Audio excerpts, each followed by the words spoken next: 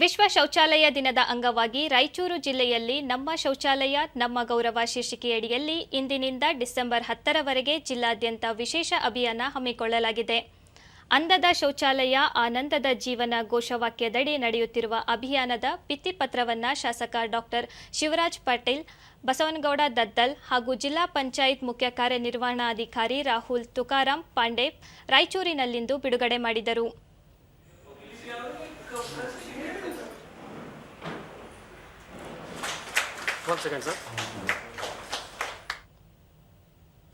ದೂರದರ್ಶನದೊಂದಿಗೆ ರಾಹುಲ್ ತುಕಾರಾಂ ಪಾಂಡ್ವೆ ಗ್ರಾಮೀಣ ಪ್ರದೇಶದಲ್ಲಿ ಸುರಕ್ಷಿತ ನೈರ್ಮಲ್ಯ, ಶುಚಿತ್ವ ಕುರಿತು ಜಾಗೃತಿ ಮೂಡಿಸುವುದು ಹಾಗೂ ಶೌಚಾಲಯಗಳನ್ನು ನಿರಂತರವಾಗಿ ಬಳಸಲು ಪ್ರೇರೇಪಿಸುವ ಸಲುವಾಗಿ ಇಂದಿನಿಂದ ಡಿಸೆಂಬರ್ 10ರವರೆಗೆ ವಿಶೇಷ ಅಭಿಯಾನ ಹಮ್ಮಿಕೊಳ್ಳಲಾಗಿದೆ.